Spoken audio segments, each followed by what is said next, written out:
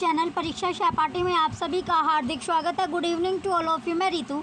चलिए, जैसे कि आपको पता ही है, हम जो तैयारी कर रहे हैं अपनी सीटेट की, 20 अगस्त में जो आपका एग्ज़ाम होना है संडे के दिन, यानी नेक्स्ट संडे जो आपका एग्ज़ाम होगा उसकी हम प्रिपरेशन कर रहे हैं।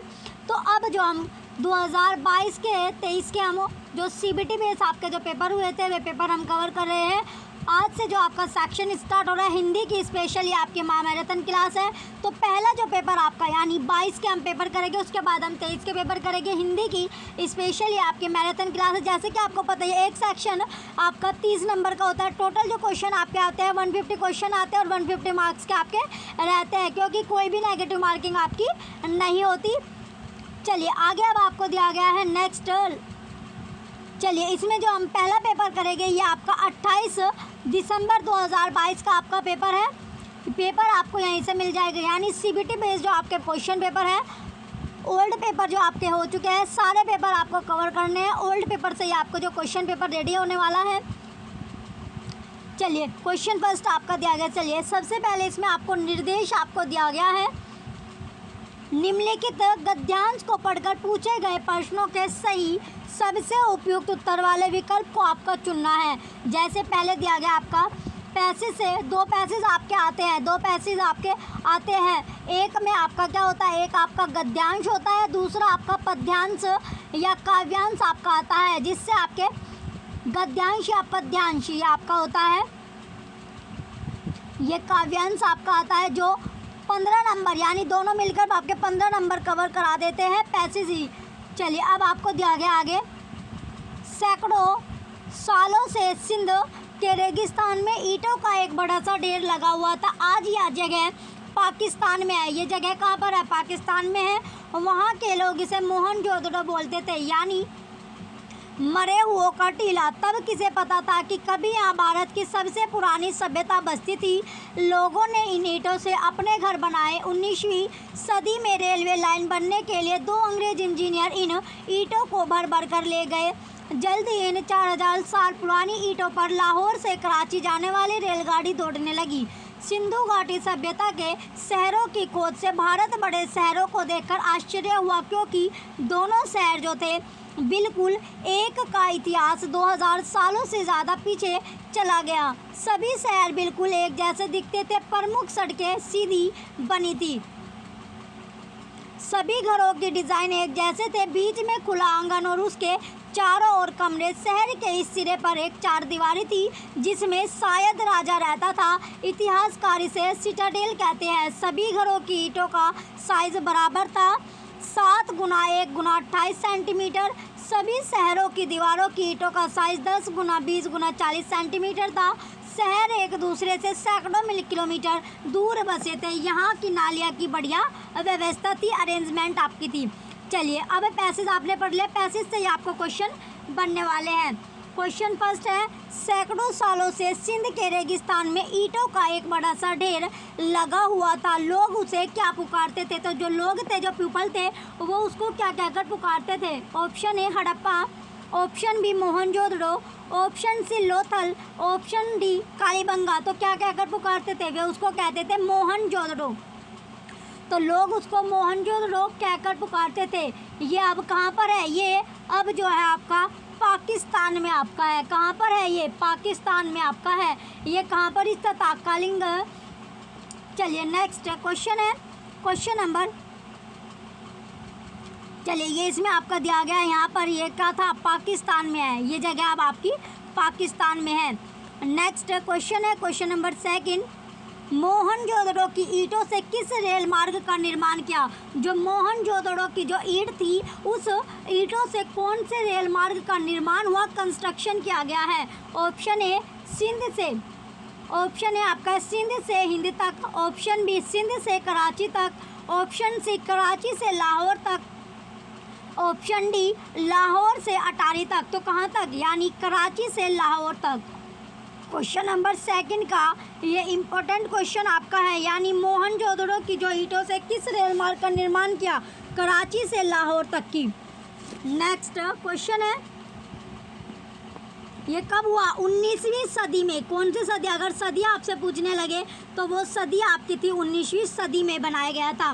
नेक्स्ट क्वेश्चन है क्वेश्चन नंबर 3, मोहनजोदड़ो की ईंटें कितनी पुरानी थी? तो जो ईंट थी वो कितनी पुरानी थी? ऑप्शन ए 400 वर्ष, ऑप्शन बी 4 लाख, या आपका दिया गया 4 लाख वर्ष, ऑप्शन सी 4000 वर्ष, ऑप्शन डी 2000 वर्ष। तो कितनी पुरानी वो ईंटें थी? ईंटें थी 4000 वर्ष पुरानी।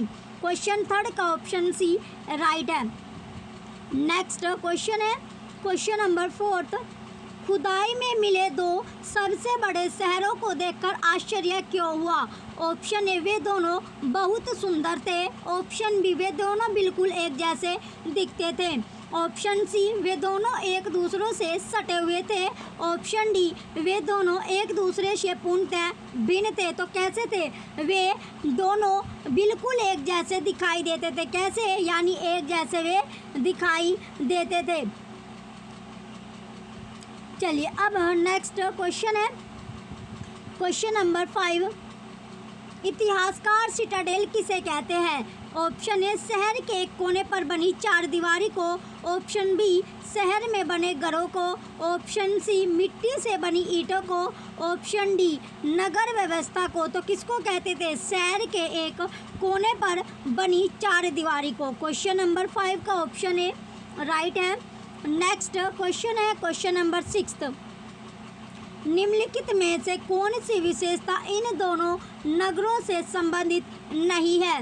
ऑप्शन ए सभी घरों की ईंटों का आकार समान था, ऑप्शन बी सभी शहरों की दीवारों की ईंटों का आकार समान था, ऑप्शन सी सभी शहरों के घरों की संरचना समान थी, ऑप्शन डी सभी शहरों की नालियों की व्यवस्था अच्छी नहीं थी। तो राइट आंसर क्या है आपका? ऑप्शन डी राइट होगा। सभी शहरों की जो नालियाँ थी उसकी जो व्यवस्था थी, अरेंजमेंट थी, वो बिल्कुल भी अच्छी नहीं थी। नेक्स्ट क्वेश्चन है क्वेश्चन नंबर 7, आगत शब्द है, जो आगत शब्द है वो कैसा है? Option A railway line, option B सभ्यता, ऑप्शन सी भारतीय, ऑप्शन डी इतिहास। तो जो आगत जो शब्द है वो रेलवे लाइन का आपका है। क्वेश्चन 7 का ऑप्शन ए राइट आंसर है। चलिए ये आपका जो शब्द है अंग्रेजी भाषा का, कौन सा? जो आपका अंग्रेजी भाषा है उसका शब्द आपका है आगत। तो आगत शब्द होता है आपका, ये क्या है? अंग्रेजी भाषा का ये शब्द आपका लिया गया है। नेक्स्ट क्वेश्चन है क्वेश्चन नंबर 8, 4 दीवारी में जो समास है, तो 4 दीवारी में समास कौन सा है? ऑप्शन ए द्विगु, ऑप्शन बी द्वंद्व, ऑप्शन सी कर्मधारय है, ऑप्शन डी अव्ययी भाव। तो कौन सा होगा? द्विगु। क्वेश्चन 8 का ऑप्शन ए द्विगु राइट आंसर है। नेक्स्ट क्वेश्चन है क्वेश्चन नंबर 9, निम्नलिखित में से कौन सा मन को प्रसन्नता प्रदान नहीं करता? तो कौन नहीं करता? ऑप्शन ए कोयले की मधुर वाणी, ऑप्शन बी रंग बिरंगे फूल, ऑप्शन सी मोरों का नृत्य, ऑप्शन डी मशीनों की ध्वनि। तो राइट आंसर क्या है आपका? ऑप्शन डी मशीनों की ध्वनि राइट आंसर है। नेक्स्ट क्वेश्चन है क्वेश्चन, चलिए अब आपको फिर से निर्देश में आपको दिया गया है 10 से लेकर जो 15 है, निम्नलिखित गद्यांश को पढ़कर पूछे गए प्रश्नों के सही सबसे उपयुक्त उत्तर वाले विकल्प को आपको चुनना है। कोयल की कुहू कुहू, मयूरों का नृत्य, मेघों की प्रतिछाया में उड़ती बगुलों की पत्तियां, शरद ऋतु का निर्भर गगन, बसंत ऋतु में लहराते पत्ते और अनेक रंगों की छटा बिखेरते पुष्प, भंवरों की गुनगुन, सभी हमारे मन प्राणों को पुलकित कर देते हैं। परंतु दुख की बात है कि आज इस बुद्धिवादी युग में हम प्रकृति से दूर हटते जा रहे हैं। हर तरफ भागदौड़, अर्थलिप्सा, कार्य व्यग्रता, संकीर्णता आदि कुछ ऐसी बातें हैं जिनके कारण हम कभी खुले आसमान की ओर ताकने का समय ही नहीं निकाल पाते। यद्यपि प्रकृति की विविध दृश्यावली से परिपूर्ण हमारा देश भारत संसार भर में प्रसिद्ध है, तथापि प्रदर्शन हेतु पर्वतीय प्रदेशों की शहर से जो शहर आपका है उससे प्रकृति का आनंद हम उठा नहीं पाते। प्राकृतिक सौंदर्य से परिपूर्ण स्थलों पर भी हम संस्कृति में उलझे और पिकनिक का मजा लेते अपना समय यूं ही गवा बैठते हैं। क्वेश्चन 10 है, गद्यांश के अनुसार संसार में प्रसिद्ध डैश के लिए है। ऑप्शन ए तरह तरह के दृश्यों, ऑप्शन बी अनेकता में एकता, ऑप्शन सी भाषाई विविधता, ऑप्शन डी धार्मिक विविधता। तो राइट आंसर क्या है आपका? ऑप्शन ए तरह तरह के दृश्यों। क्वेश्चन नंबर 10 का ऑप्शन ए राइट होगा, तरह तरह के दृश्यों। नेक्स्ट क्वेश्चन है क्वेश्चन नंबर 11।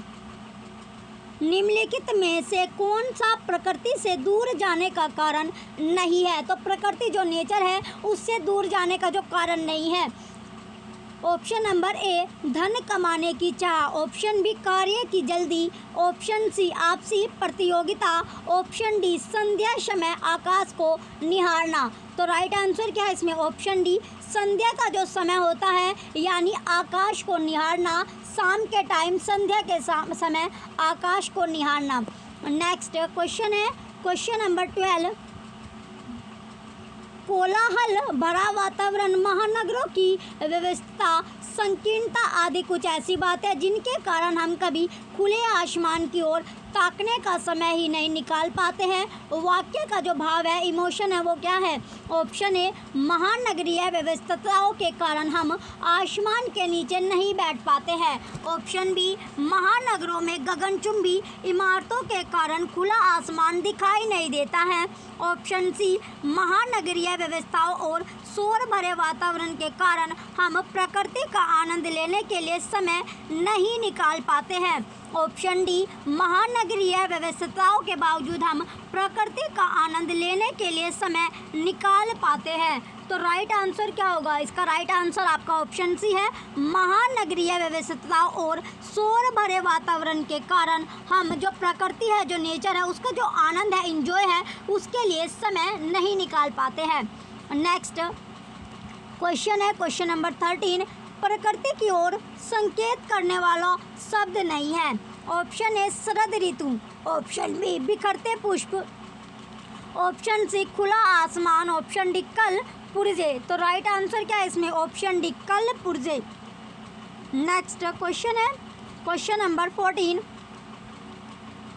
भाग दौड़ में समास है, जो भाग दौड़ है इसमें जो समास है वो कौन सा है? ऑप्शन ए तत्पुरुष, ऑप्शन बी द्विगु, ऑप्शन सी द्वंद्व, ऑप्शन डी कर्मधारय है। तो समास कौन सा इसमें आपका है? द्वंद्व समास होगा।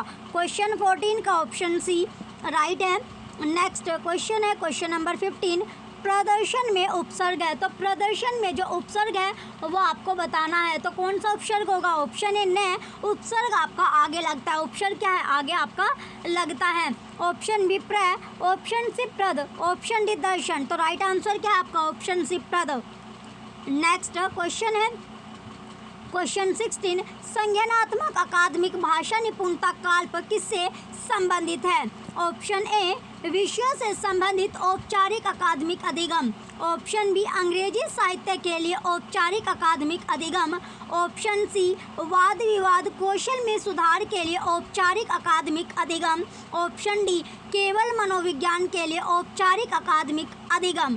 तो राइट आंसर क्या है इसमें? ऑप्शन ए विषयों से संबंधित औपचारिक अकादमिक अधिगम। क्वेश्चन 16 का ऑप्शन ए राइट है।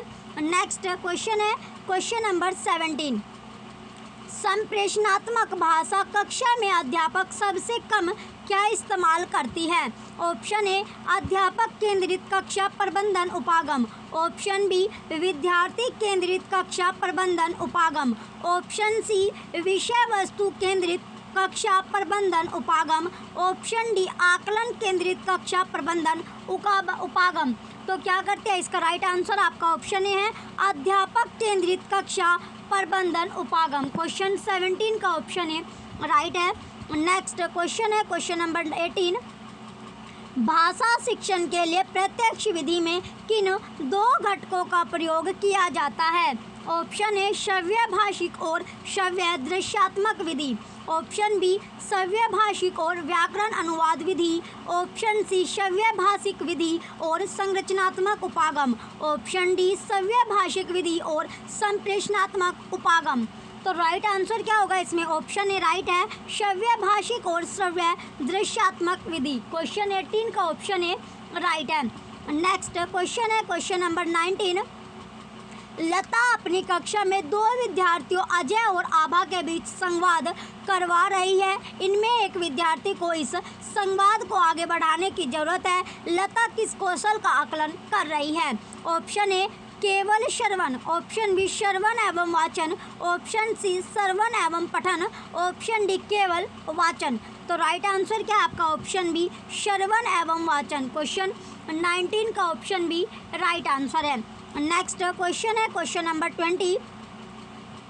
नजमा भाषा के एक प्रश्न पत्र में प्रश्नों के काठिन्य स्तर का हिसाब लगा रही है। एक प्रश्न का काठिन्य स्तर का मूल्य 30 है। नजमा को इस प्रश्न के बारे में क्या करना चाहिए? ऑप्शन ए इस प्रश्न को परीक्षा पत्र में रखना चाहिए, ऑप्शन बी इस प्रश्न को परीक्षा प्रश्न पत्र से हटा देना चाहिए, ऑप्शन सी यह प्रश्न परीक्षा प्रश्न पत्र के लिए मध्यम रूप से कठिन होगा, ऑप्शन डी यह प्रश्न परीक्षा प्रश्न पत्र के लिए एक अच्छा प्रश्न है। तो राइट आंसर क्या है इसमें? ऑप्शन बी राइट होगा, इस प्रश्न को परीक्षा प्रश्न पत्र से हटा देना चाहिए। नेक्स्ट क्वेश्चन है क्वेश्चन नंबर 21। मौन अवधि में शिक्षार्थी क्या करता है? जब मौन अवधि चलती है उसमें जो शिक्षार्थी है वो क्या करते हैं? ऑप्शन ए भाषा के साथ कार्य करते हैं, ऑप्शन बी चेहरे की भाव भंगिमाएं सीखते हैं, ऑप्शन सी भाषा नहीं सीखते हैं, ऑप्शन डी भाषा के प्रति समझ नहीं बना पाते हैं। तो मौन अवधि में जो शिक्षार्थी है वो भाषा के साथ कार्य करते हैं। नेक्स्ट क्वेश्चन है क्वेश्चन नंबर 22। ELLL विद्यार्थी वे डैश शिक्षार्थी है जो दृश्यात्मक माध्यमों के द्वारा प्रस्तुत की गई सूचनाओं का लाभ उठा पाते हैं। ऑप्शन ए दृश्यात्मक, ऑप्शन बी श्रव्यात्मक, ऑप्शन सी गत्यात्मक, ऑप्शन डी स्थानिक। तो राइट आंसर क्या है इसमें? दृश्यात्मक। क्वेश्चन 22 का ऑप्शन ए दृश्यात्मक राइट आंसर होगा। नेक्स्ट क्वेश्चन है क्वेश्चन नंबर 23। व्याकरण अनुवाद विधि में व्याकरण कैसे पढ़ाई जाती है? ऑप्शन ए आगमनात्मक रूप से, ऑप्शन बी निगमनात्मक रूप से, ऑप्शन सी बिना किसी व्याख्या के, ऑप्शन डी बनावटी रूप से। तो राइट आंसर क्या होगा इसमें? ऑप्शन बी निगमनात्मक रूप से। कैसा? जो निगमनात्मक रूप है। नेक्स्ट क्वेश्चन है क्वेश्चन नंबर 24।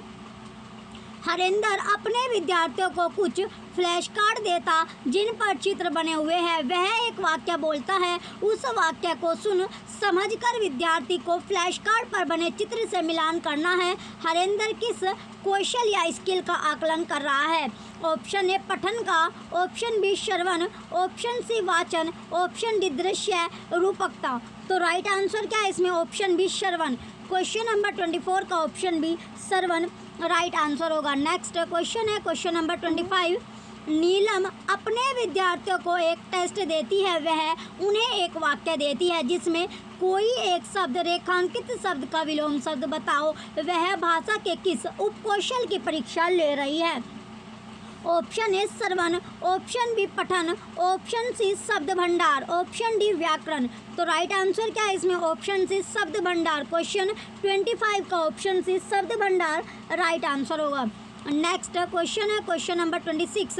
निर्देशित पठन की मनोवैज्ञानिक उत्पत्ति किससे संबंधित है? ऑप्शन ए वाइगोत्स्की का निकटस्थ विकास का क्षेत्र, ऑप्शन बी पियाजे का अधिगम सिद्धांत, ऑप्शन सी थोंडाइक का अधिगम सिद्धांत, ऑप्शन डी स्किनर का संक्रियात्मक सिद्धांत अनुकूलन। तो राइट आंसर क्या है इसमें? ऑप्शन ए वाइगोत्स्की का जो निकटस्थ जो विकास का क्षेत्र है।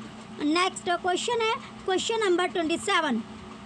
पूनम अपने विद्यार्थियों को शब्दों में निहित तुकबंदी वाली ध्वनियों की पहचान करने के लिए कहती है। इस क्रिया द्वारा वह अपने विद्यार्थियों के किस पक्ष को मजबूत कर रही है? ऑप्शन ए ध्वन्यात्मक जागरूकता, ऑप्शन बी आकृति विज्ञान मूलक जागरूकता, ऑप्शन सी लिपि विज्ञान मूलक जागरूकता, ऑप्शन डी व्याकरण जागरूकता। तो राइट आंसर क्या है आपका? ऑप्शन ए ध्वन्यात्मक जागरूकता। क्वेश्चन 27 का ऑप्शन ए राइट है। नेक्स्ट क्वेश्चन है क्वेश्चन नंबर 28।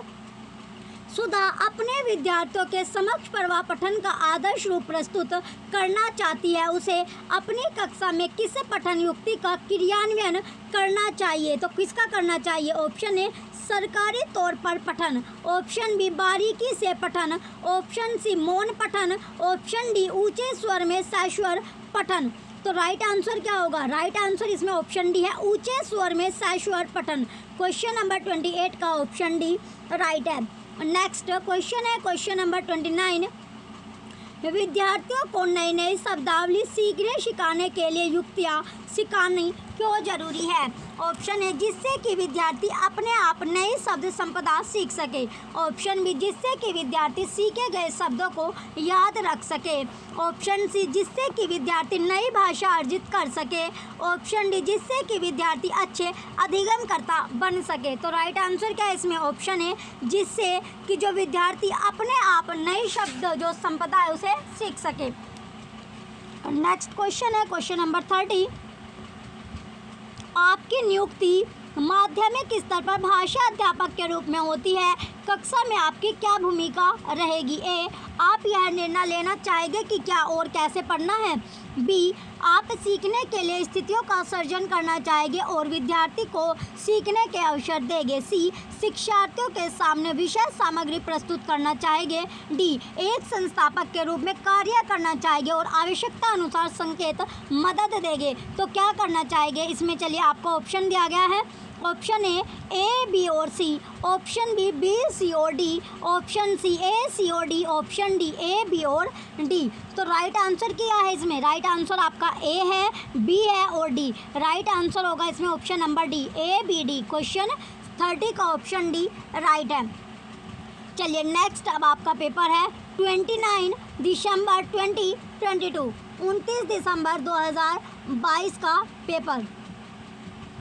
चलिए अब देखते हैं इसका जो सेक्शन यानी हिंदी के सेक्शन हम करें। इसमें भी आपका पहले क्या दिया गया? पैसेज आपका है, निर्देश दिया गया है इसमें 1 से लेकर 9 तक, 1 से 9 तक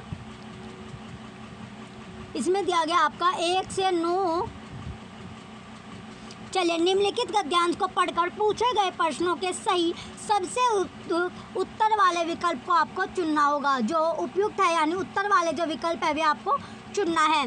राष्ट्रीय ध्वज के स्वरूप से सभी परिचित है, इस स्वरूप के पीछे छिपे अर्थ को समझना भी जरूरी है। 3 रंगों वाले राष्ट्रीय ध्वज में सबसे ऊपर केसरिया, बीच में श्वेत और सबसे नीचे हरा रंग है। केसरिया रंग साहस और बलिदान का प्रतीक है, श्वेत रंग शांति और सच्चाई का परिचालक है, हरा रंग संपन्नता और खुशहाली का प्रतिनिधित्व करता है, श्वेत रंग की पट्टी पर गहरे नीले रंग का अशोक चक्र बना है। नए नियमों के अनुसार झंडे को दिन रात यानी कि 24 घंटे फहराया जा सकता है। पहले राष्ट्रीय ध्वज को सूर्योदय से सूर्यास्त तक ही फहराया जा सकता था। स्वतंत्रता दिवस के अवसर पर ध्वजारोहण किया जाता है यानी कि नीचे से रस्सी के जरिए ऊपर खींचकर फहराना, लेकिन जब तिरंगा ऊपर ही बंधा होता है उसे खोलकर पूरा फहराया जाता है तो इसे झंडा फहराना कहते हैं। नियमों के अनुसार झंडे का आकार आयताकार होना चाहिए। चलिए अब क्वेश्चन अब आपसे पूछा गया है। क्वेश्चन क्या है? नियमों के अनुसार जो राष्ट्रीय ध्वज का जो आकार है वो कैसा होना चाहिए? ऑप्शन है चौकोर, ऑप्शन बी तिकोना, ऑप्शन सी आयताकार, ऑप्शन डी गोल। तो कैसा होना चाहिए? आयताकार होना चाहिए। क्वेश्चन फर्स्ट का ऑप्शन सी राइट है। नेक्स्ट क्वेश्चन है क्वेश्चन नंबर 2, राष्ट्रीय ध्वज के संबंध में बनाए गए नियमों में से क्या परिवर्तन आया है? ऑप्शन ए सूर्योदय से सूर्यास्त तक ही फहराया जा सकता है, ऑप्शन बी सूर्योदय के बाद ही फहराया जा सकता है, ऑप्शन सी दिन रात फहराया जा सकता है, ऑप्शन डी केवल विशेष अवसरों पर ही फहराया जा सकता है। तो क्या जो राष्ट्रीय यानी इसका राइट आंसर आपका ऑप्शन सी है, दिन रात फहराया जा सकता है। जो राष्ट्रीय ध्वज है उसका यानी जो चेंज किया गया इसमें कि जो है आपका जो राष्ट्रीय ध्वज है उसे आप 24 घंटे फहरा सकते हैं। क्या यानी 24 आवर्स आप उसको फहराए रख सकते हैं। नेक्स्ट क्वेश्चन है क्वेश्चन नंबर 3, राष्ट्रीय ध्वज में सबसे ऊपर कौन सा रंग है? तो जो राष्ट्रीय ध्वज है उसमें सबसे ऊपर का जो कलर है वो आपसे पूछा गया। ऑप्शन है हरा, ऑप्शन बी श्वेत, ऑप्शन सी नील, ऑप्शन डी केसरिया। तो कौन सा रंग होगा? सबसे ऊपर है शम्र और सबसे ऊपर जो रंग है और वो कौन सा रंग इसमें होगा? तो सबसे ऊपर क्या है? केसरिया। क्वेश्चन 3 का ऑप्शन डी केसरिया राइट आंसर है। नेक्स्ट क्वेश्चन है क्वेश्चन नंबर 4, हरा रंग परिचायक है। जो हरा रंग है वो किसका परिचायक है? ऑप्शन है शांति, ऑप्शन बी समृद्धि, ऑप्शन सी साहस, ऑप्शन डी बलिदान। तो किसका है? समृद्धि का। क्वेश्चन नंबर 4 का ऑप्शन बी समृद्धि राइट आंसर होगा। तो किसका? यानी समृद्धि का वो परिचायक होगा। नेक्स्ट क्वेश्चन है क्वेश्चन नंबर 5, ध्वजारोहण की क्या प्रक्रिया है? तो ध्वजारोहण की जो प्रक्रिया है, जो प्रोसेस है, वो पूछा गया है। ऑप्शन ए ध्वज को नीचे से रस्सी के जरिए ऊपर खींचकर फहराना। ऑप्शन बी खंबे पर बंधे ध्वज को खोलना। ऑप्शन सी ध्वज को खंबे पर फूल डालकर बांधना। ऑप्शन डी खंबे पर बंधे ध्वज को सलामी देना। तो राइट आंसर क्या होगा इसका? ऑप्शन ए राइट है, ध्वज को नीचे से रस्सी के जरिए ऊपर खींचकर फहराना। तो जो ध्वज है उसे नीचे से किसके जरिए? जो रस्सी है उसके माध्यम से खींचकर फहराना। नेक्स्ट क्वेश्चन है क्वेश्चन नंबर 6, सूर्योदय का संधि विच्छेद क्या बनेगा? जो सूर्योदय है उसका संधि विच्छेद। ऑप्शन ए सूर्य प्लस उदय। ऑप्शन बी सूर्य प्लस उदय। ऑप्शन सी सूर्य प्लस उदय। सूर्य प्लस उदय। तो राइट आंसर क्या होगा इसमें? राइट आंसर आपका ऑप्शन सी है, सूर्य प्लस उदय। यानी सी और डी दोनों आपके राइट आंसर हैं। दोनों सेम आपके ऑप्शन दिए गए। सूर्योदय का जो संधि विच्छेद आपका होगा। चलिए, जो ए और उ, ए प्लस उ क्या बन जाता है आपका? ये बनेगा ओ।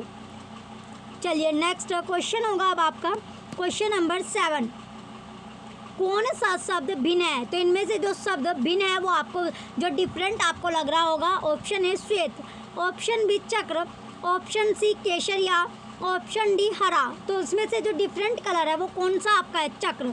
क्वेश्चन 7 का ऑप्शन बी चक्र इसका राइट आंसर होगा। नेक्स्ट क्वेश्चन है क्वेश्चन नंबर 8, नियमों के अनुसार के लिए एक शब्द होगा। तो नियम के अनुसार आपको बताना है कि एक शब्द इसमें से क्या होगा। ऑप्शन ए नियमानुसार, ऑप्शन बी नियमानुसार, ऑप्शन नंबर सी, इसमें ऊ की मात्रा इसमें अलग है, ऑप्शन सी नियमानुसार, ऑप्शन डी नियमानुसार। तो राइट आंसर क्या है इसमें? ऑप्शन ए नियमानुसार। क्वेश्चन 8 का ऑप्शन ए राइट आंसर है।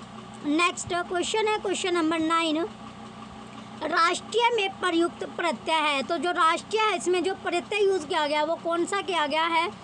ऑप्शन ए ट्री है, ऑप्शन बी यह, ऑप्शन सी ई है, ऑप्शन डी ई। तो कौन सा किया गया? ई है। क्वेश्चन नंबर 9 में ऑप्शन सी राइट है। नेक्स्ट क्वेश्चन है क्वेश्चन नंबर 10, निम्नलिखित 10 से 15 जो आपका काव्यांश को पढ़कर पूछे गए प्रश्नों के आपको उपयुक्त उत्तर आपको चुनने हैं। तो इसमें दिया गया कुछ भी बन बस कायर मत बन, ठोकर मार पटक मत माता, तेरी राहें रोकते वाहन, ले देकर जीना क्या जीना, कब तक गम के आंसू पीना, मानवता ने तुझको सींचा, बहा युगों तक खून पसीना, कुछ ना करेगा क्या करेगा, रे मनुष्य बस कातर क्रंदन, अर्पण कर श्रेष्ठ मनुज को, करना दुष्ट को आत्म समर्पण, कुछ भी बन बस कायर मत बन। चलिए अब इससे क्वेश्चन आपके बनेंगे काव्यांश से। कवि ने पाहन को किस संदर्भ में प्रयुक्त किया है? तो किस में किया है? ऑप्शन ए खुशियाँ भरने के, ऑप्शन बी दुख देने के, ऑप्शन सी बाधा ना डालने के, ऑप्शन डी मार्ग अवरुद्ध करने के। तो राइट आंसर क्या है आपका? ऑप्शन डी मार्ग अवरुद्ध करने के। क्वेश्चन नंबर 10 का ऑप्शन डी राइट आंसर है। नेक्स्ट क्वेश्चन है क्वेश्चन नंबर 11, कवि के अनुसार क्या नहीं बनना चाहिए? तो कवि के अनुसार आपको बनना है कि क्या नहीं बनना चाहिए। ऑप्शन ए परिश्रमी, ऑप्शन बी कायर, ऑप्शन सी साहसी, ऑप्शन डी कोमल। तो क्या नहीं बनना चाहिए? कायर। तो कवि के अनुसार यानी जो नहीं बनना चाहिए कायर नहीं बनना चाहिए। नेक्स्ट क्वेश्चन है क्वेश्चन नंबर 12। नेक्स्ट क्वेश्चन 12 है, किसके सम्मुख आत्मसमर्पण नहीं करना चाहिए? तो आत्मसमर्पण जो नहीं करना चाहिए, ऑप्शन ए दुष्ट, ऑप्शन बी प्रकृति, ऑप्शन सी स्वयं, ऑप्शन डी मनुज। तो आत्मसमर्पण जो नहीं करना चाहिए तो किसके सम्मुख? दुष्ट के सम्मुख। क्वेश्चन नंबर 12 का ऑप्शन ए दुष्ट राइट आंसर है। नेक्स्ट क्वेश्चन है क्वेश्चन नंबर 13, समझौतावादी जीवन व्यर्थ है। जो समझौतावादी जो जीवन होता है वो क्या है? व्यर्थ है, वेस्ट है। यह भाव किस पंक्ति में आया है? जो ये इमोशन है ये कौन सी लाइन में आपका है, कौन सी पंक्ति में आया है? ऑप्शन ए अर्पण कर सर्वस्व मनुज को। ऑप्शन बी कुछ भी बन कायर मत बन। ऑप्शन सी ले देकर जीना क्या जीना। ऑप्शन डी कुछ ना करेगा क्या करेगा। तो कौन सी लाइन में आया था, ले देकर जीना क्या जीना, यानी ले देकर भी जो जीना क्या जीना। तो इसमें क्या समझौता इसमें आपका आ रहा है, यानी इस पंक्ति में इसमें समझौतेवादी इसमें जो व्यर्थ आपके आ रहे हैं। नेक्स्ट क्वेश्चन है क्वेश्चन नंबर 14। मानवता ने तुझको सींचा पंक्ति का आशय है। जो मानवता ने क्या जो तुझको सींचा, इस पंक्ति का आशय क्या होगा। ऑप्शन ए मानवीय गुणों का पोषण। ऑप्शन बी मानवता का अभाव। ऑप्शन सी मानव द्वारा सिंचाई करना। ऑप्शन डी मानवता में विश्वास। तो राइट आंसर क्या है, क्वेश्चन 14 का राइट आंसर ऑप्शन ए है मानवीय गुणों का पोषण। नेक्स्ट क्वेश्चन है क्वेश्चन नंबर 15। कातर का अर्थ है, तो कातर का अर्थ क्या होगा। ऑप्शन ए संकोच। ऑप्शन बी निर्लज। ऑप्शन सी अविश्वास। ऑप्शन डी भयाकुल। तो अर्थ क्या होता है इसका, भयाकुल। क्वेश्चन 15 का ऑप्शन डी भयाकुल राइट आंसर है। नेक्स्ट क्वेश्चन है क्वेश्चन नंबर 16। सुधा कक्षा 2 में अंग्रेजी पढ़ा रही है। वह आदेश और निर्देश दे रही है जिससे कि विद्यार्थी आदेश अनुसार निष्पादन कर सके। वह भाषा अधिगम के किस उपागम का अनुसरण कर रही है। ऑप्शन ए परामर्श कोश। ऑप्शन बी समग्र भौतिक प्रतिक्रिया। ऑप्शन सी संप्रेषणात्मक उपागम। ऑप्शन डी मानवीय उपागम। तो राइट आंसर क्या है इसमें, ऑप्शन बी समग्र भौतिक प्रतिक्रिया। क्वेश्चन 16 का ऑप्शन बी राइट है। नेक्स्ट क्वेश्चन है क्वेश्चन नंबर 17।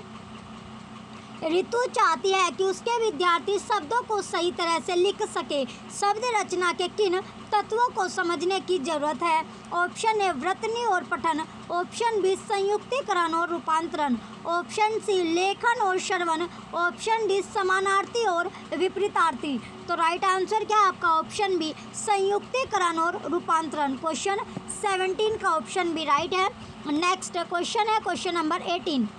अनिका अपने शिक्षार्थियों की हमेशा यह मदद करती है कि वे अंग्रेजी की कक्षा में सीखे गए शब्दों को अन्य विषयों के साथ जोड़ना व प्रयोग करना सीखे। इससे उसके विद्यार्थियों को किस बात में मदद मिलेगी। ऑप्शन ए अंग्रेजी भाषा के महत्व को पुनर्बलन। ऑप्शन बी अंग्रेजी में सीखे गए तथ्यों को अन्य विषयों से संबंध कर पाना। ऑप्शन सी अंग्रेजी भाषा के प्रति बने भय को दूर करना। ऑप्शन डी अंग्रेजी की शब्द संपदा याद करना। तो राइट आंसर क्या होगा, क्वेश्चन 18 का राइट आंसर ऑप्शन बी है अंग्रेजी में सीखे गए तथ्यों को अन्य विषयों से संबंध कर पाना। नेक्स्ट क्वेश्चन है क्वेश्चन नंबर 19। रवि अपने विद्यार्थियों को ड्रामा सिखा रहा है। ड्रामे का प्रयोग करके रवि अपने विद्यार्थियों की किस तरह से मदद कर रहा है। तो मदद वो किस तरह कर रहा है। ऑप्शन ए संवाद लेखन दक्षता विकसित करना। ऑप्शन बी नाटक पढ़ने की दक्षता विकसित करना। ऑप्शन सी संप्रेषणात्मक दक्षता विकसित करना। ऑप्शन डी अभिनय के गुण को विकसित करना। तो किसको, यानी जो संप्रेषणात्मक यानी संप्रेषण करना जो वो दक्षता है उसको विकसित करना, डेवलप करना। नेक्स्ट क्वेश्चन है क्वेश्चन नंबर 20। सुजाता अपने विद्यार्थियों को वाक्य संरचना सिखा रही है। वह ड्रिल की विकल्प सूची का प्रयोग कर रही है। वह भाषा शिक्षण के किस उपागम का प्रयोग कर रही है। ऑप्शन ए संरचनात्मक। ऑप्शन बी व्याकरण अनुवाद। ऑप्शन सी संप्रेषणात्मक। ऑप्शन डी रचनात्मक। तो राइट आंसर क्या है इसमें, ऑप्शन ए संरचनात्मक। क्वेश्चन नंबर 20 का ऑप्शन ए संरचनात्मक राइट आंसर होगा। नेक्स्ट क्वेश्चन है क्वेश्चन नंबर 21। गुरजीत भाषा अधिगम में शब्द भंडार के महत्व को समझती है। आपके अनुसार शब्द भंडार विकसित करने की सर्वोत्तम युक्ति कौन सी है। ऑप्शन ए विद्यार्थियों को पाठ में आए कठिन शब्दों को रेखांकित करने और उनसे वाक्य बनाने के लिए कहा जाए। ऑप्शन बी विद्यार्थियों को दिए गए संदर्भ के आधार पर शब्दों के अर्थ का अनुमान लगाने के लिए कहा जाए। ऑप्शन सी विद्यार्थियों को शब्दों की सूची बनाने और उनका अर्थ याद करने के लिए कहा जाए। ऑप्शन डी विद्यार्थियों को कहा जाए कि जब भी किसी कठिन शब्द से सामना हो तो शब्दकोश की मदद ले। तो क्वेश्चन 21 का राइट आंसर क्या होगा? ऑप्शन बी राइट होगा। विद्यार्थियों को दिए गए संदर्भ के आधार पर शब्दों के अर्थ का अनुमान लगाने के लिए कहा जाए। नेक्स्ट क्वेश्चन है क्वेश्चन नंबर 22। चोम्स्की द्वारा प्रतिपादित भाषा अर्जन उपकरण का क्या प्रक्रिया है? ऑप्शन ए अभिभावकों के प्रति समझ बनाना, ऑप्शन बी सार्वभौमिक व्याकरण को समझना, ऑप्शन सी किसी एक भाषा को समझना, ऑप्शन डी इस बात के प्रति समझ बनाना कि भाषा सीखना आसान है। तो राइट आंसर क्या है इसमें? ऑप्शन बी सार्वभौमिक व्याकरण को समझना। क्वेश्चन नंबर 22 का ऑप्शन नंबर बी राइट है। नेक्स्ट क्वेश्चन है क्वेश्चन नंबर 23। रेखा कक्षा 1 के विद्यार्थियों को अंग्रेजी पढ़ा रही है। वह विद्यार्थियों को वस्तुओं के चित्र दिखाती है और फिर उनके नाम बताती है। रेखा क्या करने का प्रयास कर रही है?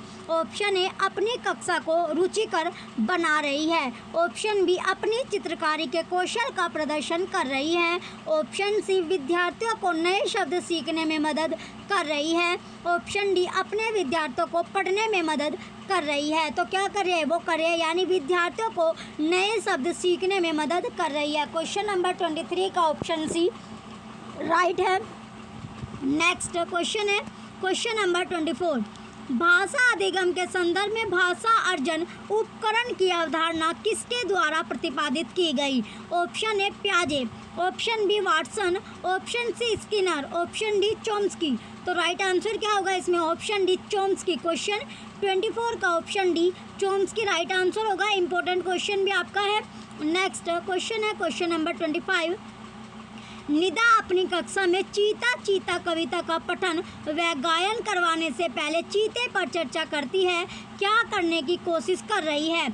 ऑप्शन ए अपने विद्यार्थियों के पूर्व ज्ञान को क्रियाशील बना रही है, ऑप्शन बी अपने विद्यार्थियों को पीठ का शीर्षक बता रही है, ऑप्शन सी अपने विद्यार्थियों की रुचि को क्रियाशील बना रही है, ऑप्शन डी अपने विद्यार्थियों को बता रही है कि कविता कैसे पढ़ी जाती है। तो राइट आंसर क्या है इसमें? ऑप्शन ए अपने विद्यार्थियों के पूर्व ज्ञान को क्रियाशील बना रही है। नेक्स्ट क्वेश्चन है क्वेश्चन नंबर 26। प्रतिस्थापन विकल्प सूची किसके शिक्षण में इस्तेमाल की जाती है? ऑप्शन ए व्याकरण, ऑप्शन बी कविता, ऑप्शन सी शब्दार्थ, ऑप्शन डी रचनात्मकता।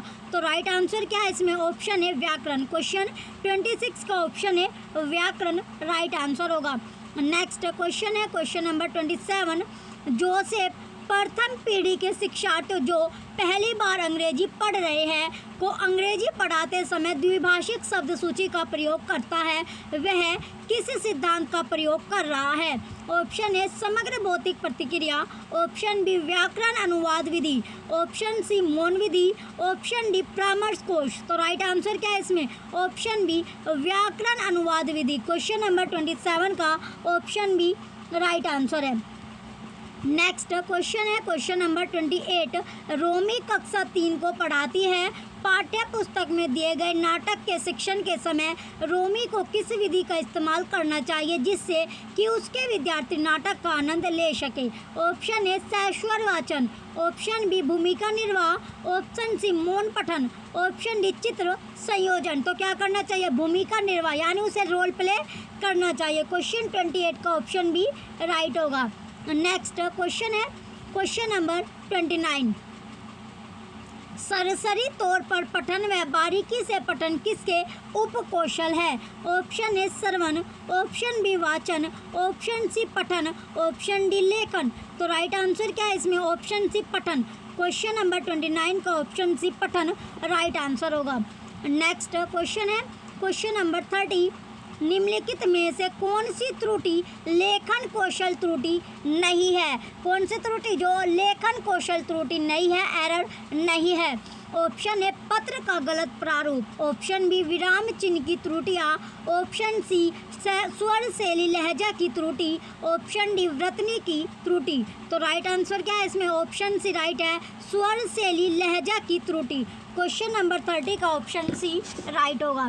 चलिए नेक्स्ट जो पेपर है 9 जनवरी 2023 का ये पेपर आपका है। चलिए अब इसके क्वेश्चन हम देखेंगे 9 जनवरी 2023 वाले के।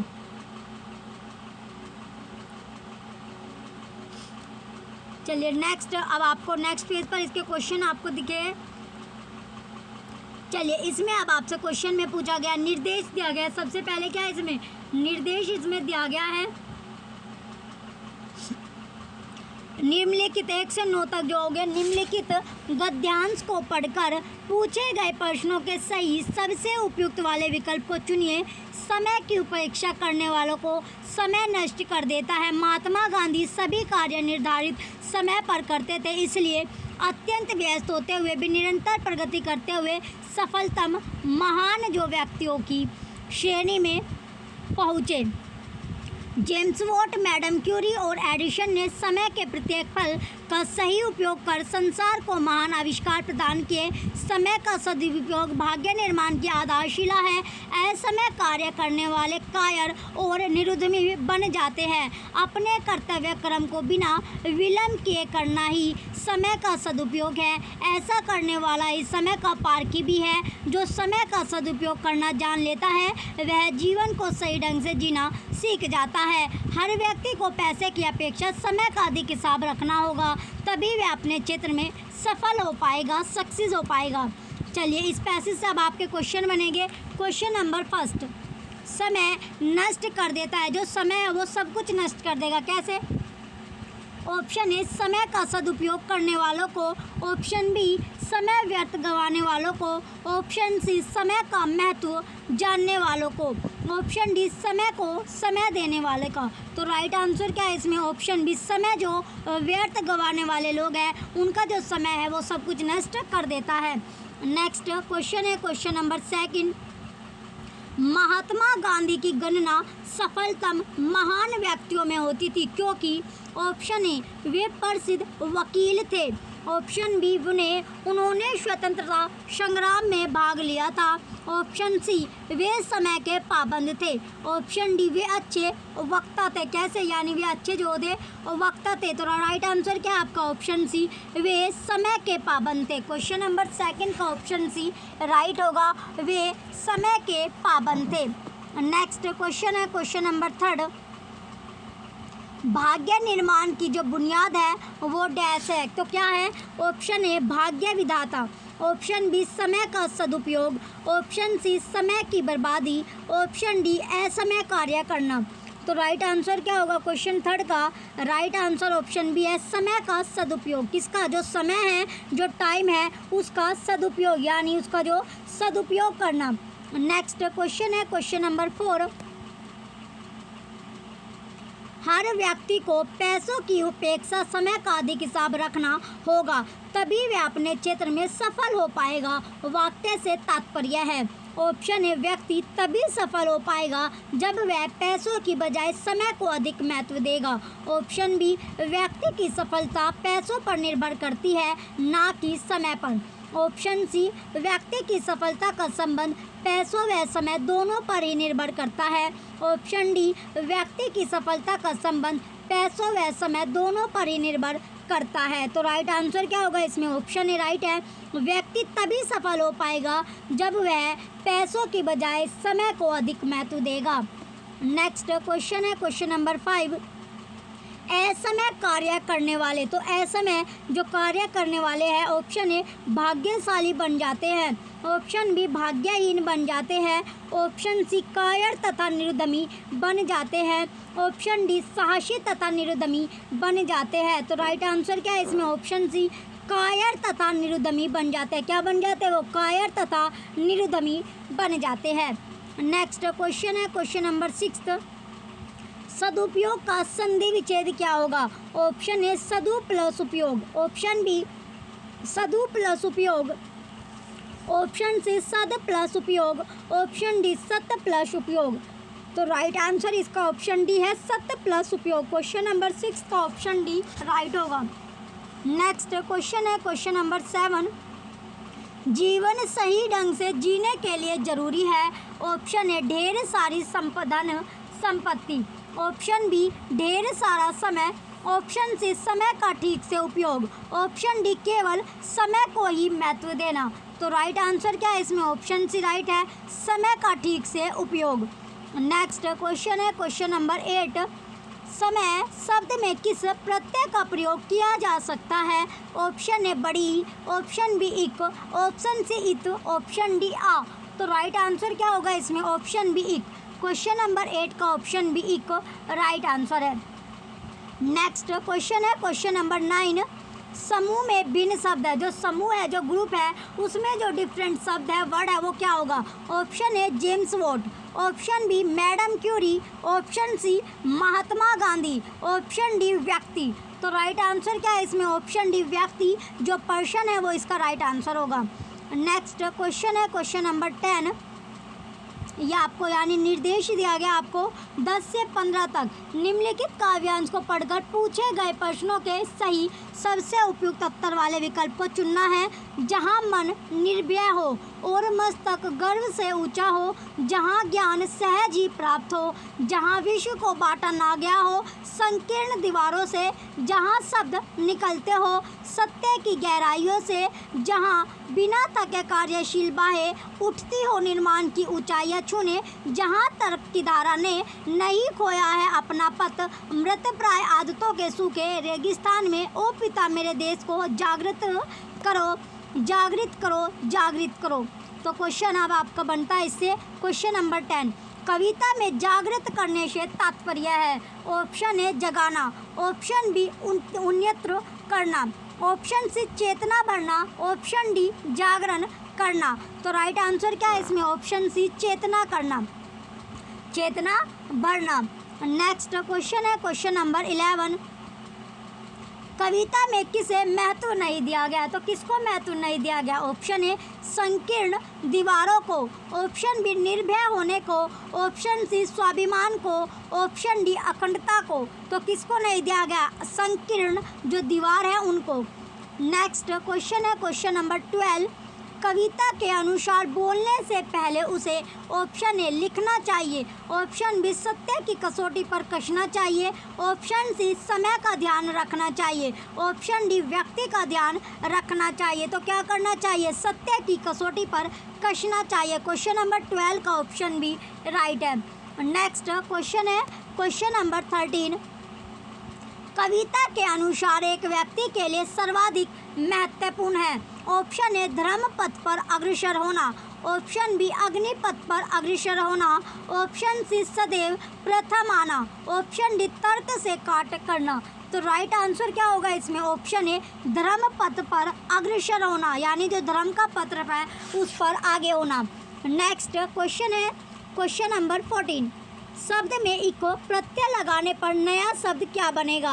ऑप्शन ए शाब्दिक, ऑप्शन बी शाब्दिक, ऑप्शन सी शाब्दिक, ऑप्शन डी शाब्दिक। तो बताइए कौन सा वाला शाब्दिक इसमें सही होगा? तो राइट आंसर आपका ऑप्शन नंबर सी है क्वेश्चन 14 का। नेक्स्ट क्वेश्चन है क्वेश्चन नंबर 15। निर्भय शब्द में मूल शब्द है, जो निर्भय शब्द है उसमें मूल शब्द क्या होगा? ऑप्शन ए निर, ऑप्शन बी निर, ऑप्शन सी भय, ऑप्शन डी अभय। तो राइट आंसर क्या है इसमें? भय। क्वेश्चन 15 का ऑप्शन सी भय राइट आंसर है। नेक्स्ट क्वेश्चन है क्वेश्चन नंबर 16। सभी बच्चे उन गतिविधियों द्वारा अभिप्रेरित होते हैं। ऑप्शन ए जिनकी योजना वयस्क द्वारा बनाई जाती है, ऑप्शन बी जिनकी योजना बच्चों द्वारा बनाई जाती है, ऑप्शन सी जो बच्चों के लिए अर्थपूर्ण होती है, ऑप्शन डी जो अध्यापकों के लिए अर्थपूर्ण होती है। तो राइट आंसर क्या है आपका? ऑप्शन सी जो बच्चों के लिए अर्थपूर्ण होती है। नेक्स्ट क्वेश्चन है क्वेश्चन नंबर 17। एक शिक्षिका छोटे बच्चों को शुरुआती वर्षों में नियंत्रण अथवा प्रोत्साहन के रूप में अपनी भाषा अर्जित करने के योग्य बनाती है और उसी के अनुरूप व्यवहार करने के लिए कहती है। वे डैश का अनुगमन कर रही है।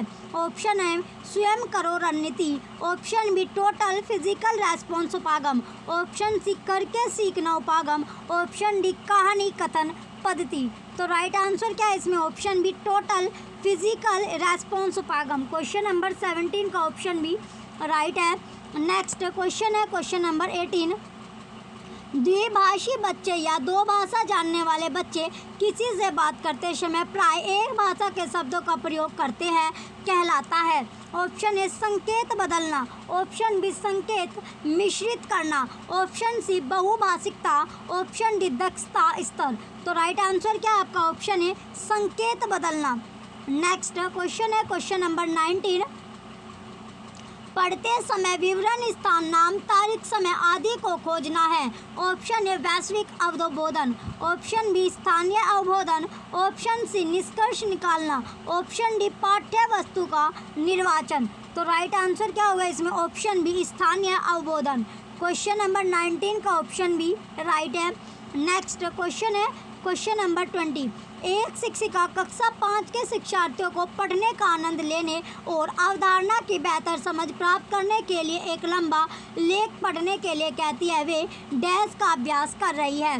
ऑप्शन ए विस्तृत पठन, ऑप्शन बी गहन पठन, ऑप्शन सी जिज्ञासा पठन, ऑप्शन डी साथी पठन। तो इसका राइट आंसर क्या है आपका? ऑप्शन ए विस्तृत पठन। क्वेश्चन 20 का ऑप्शन ए राइट है। नेक्स्ट क्वेश्चन है, चलिए नेक्स्ट क्वेश्चन अब आपका दिया गया क्वेश्चन नंबर 21। क्वेश्चन नंबर 21 है, एक शिक्षक छोटे बच्चों को नए शब्द सिखाने के लिए वास्तविक वस्तुओं का उपयोग करती है क्योंकि ऑप्शन ए यह शब्दों की सही वर्तनी के शिक्षण में मदद करता है, ऑप्शन बी यह शब्द भंडार का शिक्षण केवल वास्तविक वस्तुओं से ही कर सकते हैं, ऑप्शन सी छोटे बच्चे अमूर्त चिंतन के योग्य नहीं होते, ऑप्शन डी यह शिक्षार्थियों को शब्द और वस्तुओं के बीच संबंध जोड़ने में मदद करता है जो वे अपने वास्तविक जीवन में देखते हैं।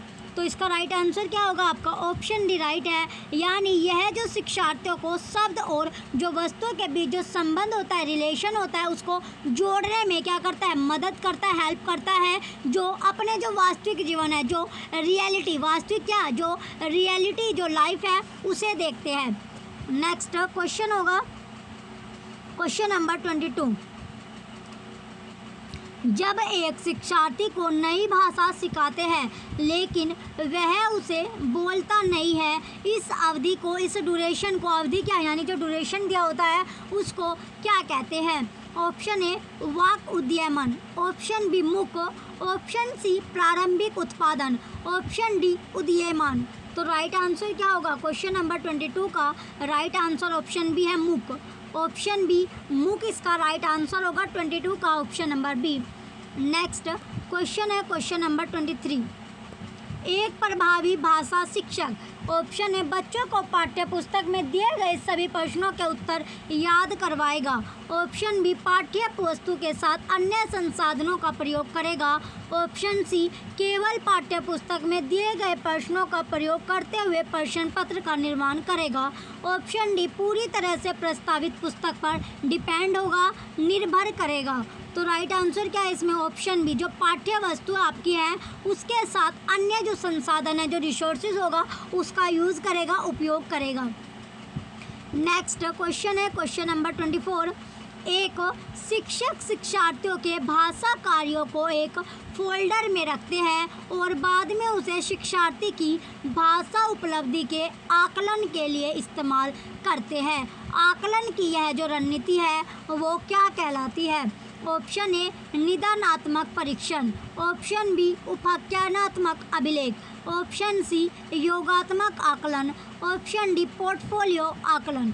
तो राइट आंसर क्या है इसमें? ऑप्शन डी राइट है, पोर्टफोलियो आकलन। जो पोर्टफोलियो का असेसमेंट होता है वो इसका राइट आंसर होगा, यानी पोर्टफोलियो का आकलन।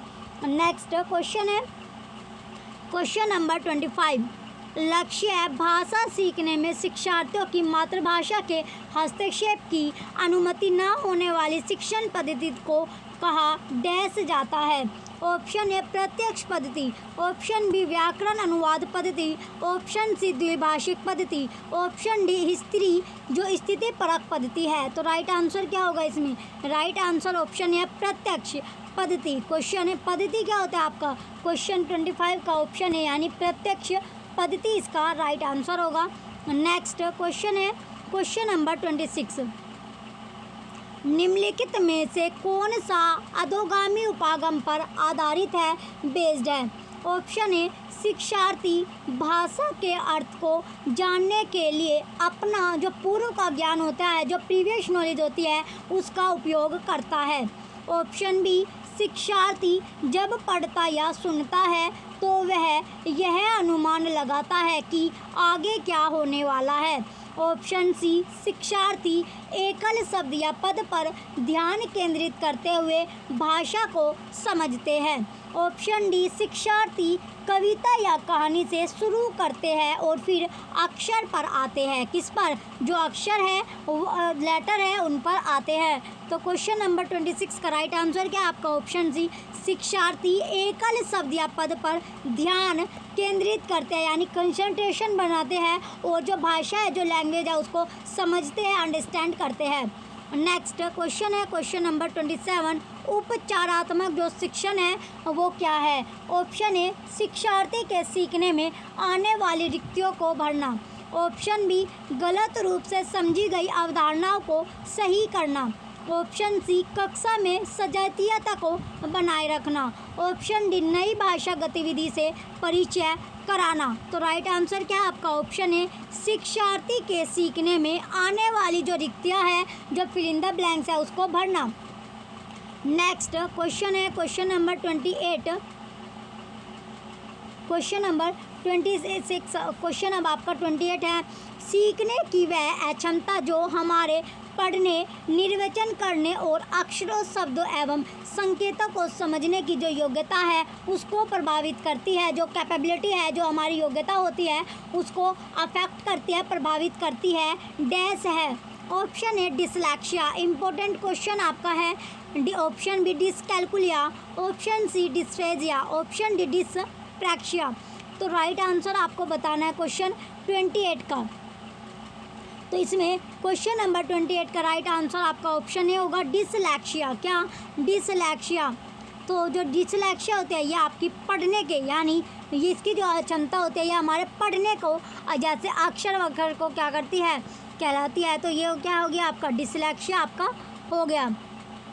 अंक जो डिसकैल्कुलिया आपके होते हैं, ये गणित से संबंधित आपकी होती है, मैथ से। किससे संबंधित? मैथ से संबंधित होगी। और जो डिस्फेजिया आपका होता है, ये जो हो गया आपका। इसके बाद जो समय, इसमें संतुलन नहीं होता, यानी जो संतुलन और समझने के लिए आते हैं, ये आपका डिस्प्रैक्सिया आपका होता है। चलिए नेक्स्ट अब आपका क्वेश्चन है क्वेश्चन नंबर 29। क्वेश्चन 29 है, निम्नलिखित में से कौन सा भाषा की कक्षा में प्रिंट समृद्ध परिवेश में आता है? ऑप्शन ए, कक्षा में प्रदर्शित चार्ट्स, पोस्टर, कक्षा के प्रदत्त कार्य। ऑप्शन बी, परिवेश में signboards, blackboards, labels, wrappers आदि। ऑप्शन सी, कक्षा पुस्तकालय की अलमारियों में रखी हुई पुस्तकें। ऑप्शन डी, इलेक्ट्रॉनिक मीडिया जैसे टीवी, कंप्यूटर, स्मार्टफोन आदि।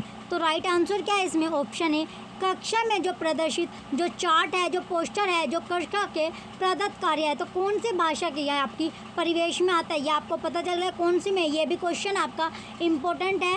क्वेश्चन नंबर 29, क्वेश्चन जो है आपका 29 इम्पोर्टेंट क्वेश्चन है। चलिए कोई लास्ट क्वेश्चन है अब आपका क्वेश्चन नंबर 30। प्रथम पीढ़ी के शिक्षार्थी है वे जो प्रथम पीढ़ी के जो शिक्षार्थी है वो कौन है? जो पहली पीढ़ी के, यानी फर्स्ट जनरेशन के जो शिक्षार्थी हैं। ऑप्शन ए, अपने परिवार में सबसे पहले विद्यालय गए हैं। ऑप्शन बी, दाखिला लेने के लिए विद्यालय में पहली बार आए हैं। ऑप्शन सी, विद्यालय में विद्यालय तैयारी जो तैयारी है कार्यक्रम में हिस्सा ले रहे हैं। ऑप्शन डी, विद्यालय में पहली बार भाषा सीख रहे हैं। जो विद्यालय है, जो स्कूल, उसमें पहली बार क्या, जो भाषा है, जो लैंग्वेज है, उसको सीख रहे हैं, लर्न कर रहे हैं। तो जो पहली जनरेशन है उसमें जो शिक्षार्थी थे वो क्या करते थे? अपने परिवार में सबसे पहले विद्यालय गए हैं। जो उनका परिवार है, जो फैमिली है, उसमें पहली बार विद्यालय गए हैं। तो क्वेश्चन नंबर जो आपका 30 है, इसका राइट आंसर आपका ऑप्शन नंबर ए होगा। तो इसका राइट आंसर क्या होगा आपका? ऑप्शन नंबर क्वेश्चन नंबर 30 का ऑप्शन ए राइट आंसर है। चलिए इसका ये आपको पता चल गया। यानी आज हमने जो पेपर कवर किया है, हमने 28 दिसंबर का पेपर देखा, 29 का, जो ये दोनों पेपर आपके कब के हैं 2022 के हैं, और जो 9 जनवरी का पेपर हमने देखा 2023 का 2023 का पेपर। तो 9 जनवरी 3 पेपर हमने कवर किया है, तीनों में यानी हिंदी का सेक्शन हमने कवर किया है। तो चलिए बच्चों, जो भी बच्चे चैनल पर नए हैं सबसे पहले तो वो चैनल को सब्सक्राइब करके रखें, और जो वीडियो आपको मिले, जो क्लासेस आपको मिल रही है, वीडियो आपको मिल रही है, इनको आप अच्छे से तैयार कीजिए, क्योंकि 20 अगस्त में संडे में आपका जो एग्ज़ाम होने वाला है, सीटेट का जो एग्ज़ाम होगा ऑल ओवर इंडिया, संडे में ये आपका एग्ज़ाम होगा। तो सभी का जो एग्ज़ाम है ये आपका OMR शीट पर आपका पेपर होने वाला है। कोविड के बाद ये आपका पहला एग्ज़ाम है, फर्स्ट एग्ज़ाम है जो आपका ऑफलाइन होगा, यानी आफ्टर कोविड के बाद ये आपका ऑफलाइन एग्ज़ाम पहली बार हो रहा है। चलिए, इससे पहले जो कोविड के टाइम पर जो एग्ज़ाम आपका था ऑनलाइन हो रहे थे। चलिए, जो भी बच्चे चैनल पर नए हैं वो चैनल को सब्सक्राइब करके रखें, वीडियो को लाइक कीजिए, कमेंट कीजिए और वीडियो को ज़्यादा से ज़्यादा आप शेयर कीजिए। Thank you.